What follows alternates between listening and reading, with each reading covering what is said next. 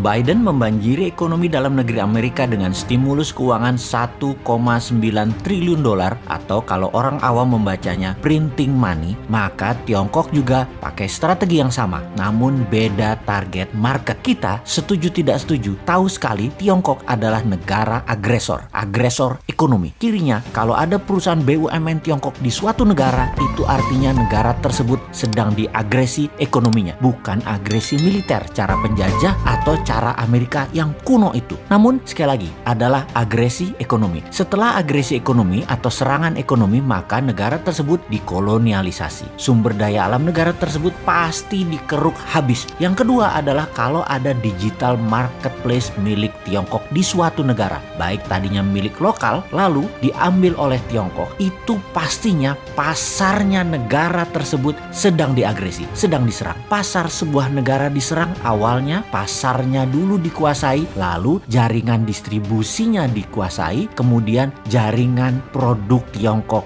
masuk. Kemudian ketika sistem pembayaran non-tunai asing masuk atau pembayaran non-tunai milik lokal kemudian dicaplok Tiongkok langsung atau tidak langsung, ini artinya sistem keuangan negara tersebut sedang diagresi. Semua ini terbungkus rapih dengan propaganda manisnya nanti ekonomi suatu negara tersebut jika bergabung dengan Tiongkok nantinya akan indah. Itu janjinya mereka, itu persepsi yang diberikan oleh mereka. Tapi nanti negara tadi suatu hari mereka jadi tua. Nanti negara yang diagresi tadi jadi kurus. Negara yang dikoloni jadi jelek, tak terawat karena nggak ada biaya maintenance, nggak ada biaya krim malam, nggak ada biaya sunblock, nggak ada biaya PRP, nggak dikrimbat rambutnya, nggak dipilates bodinya, nggak dikasih makan sehat tubuhnya. Begitu tua, jelek, penyakitan, pindahlah Tiongkok tadi cari bini baru. Sama, nggak bakal dirawat juga mereka. Ya dipakai terus aja sampai kering. Sedulur, perlukah kita urai apa sih yang negara tersebut atau negara selir-selir Tiongkok itu dikerjainnya? Juga ada pertanyaan, kok banyak sih negara mau jadi selirnya dan harus melayani kaisar Tiongkok tersebut? Strategi ekonominya ya sama seperti informasi di awal, dengan printing money. Itulah mengapa kita katakan berkali-kali, siapa negara yang pakai MMT? Ya hanya Tiongkok dan Amerika. Negara lain pakai teori ekonominya Adam Smith, pakai John Maynard Keynes, pakai ilmu-ilmu itu dah. Lalu bagaimana cara agar setelah SDA sebuah negara sudah di tangan, agresi berikutnya adalah pasar digital atau marketplace, dan setelah itu apa lagi? Yang dilakukan adalah mencekik ekonomi kelas bawah dengan mendapatkan dolar dari negara yang diagresi agar kering mata uang internasionalnya, agar kering mata uang multi currency negara yang diagresi tersebut. Tiongkok memberikan insentif di dalam negerinya. Insentif setiap dapat dolar dibayar renminbi 3 kali lipat. Misalnya baju batik dicetak di Tiongkok, dijual di marketplace. Batik Indonesia, buatan Indonesia, harga pasarannya adalah Rp150.000 untuk atasan. HPP garment di Solo katakan Rp80.000. HPP ini harga pokok di mana-mana di seluruh dunia ya 11-12 lah. Pasti orang semua bahannya sama, hitung-hitungannya pasti sama. Di marketplace tadi dijual Rp50.000 loh atasan tadi. Itu pabrik di seluruh dunia juga bingung. Mereka bisa jual Rp50.000 di bawah HPP. Apa untung? Jadi panik lah para reseller. Borong barang Cina tadi, borong barang Tiongkok tadi, jual di offline,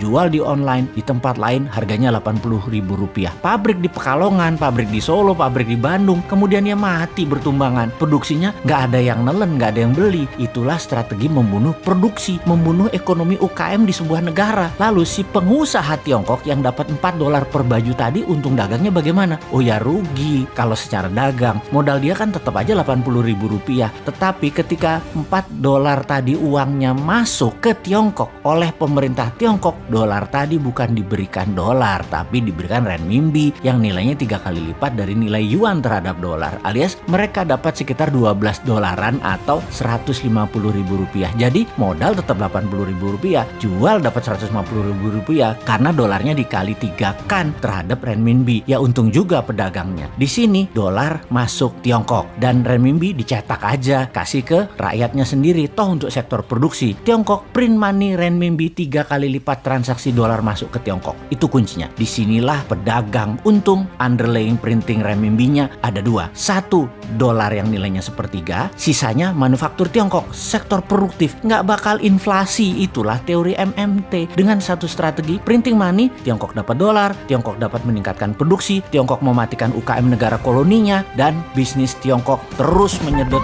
wilayah-wilayah lainnya lagi. Simpel kan bernegaranya mereka? Kok beginian aja nggak bisa ditiru? biru sih? Tempe bener. Nyampe nggak sih ilmu beginian ke pejabat ekonomi dan keuangan negara? Oke lah, sing sabar ya kaum new mind. Kita nonton aja old mind mainin negara. Walau nggak enak nontonnya, agak wagu, kikuk.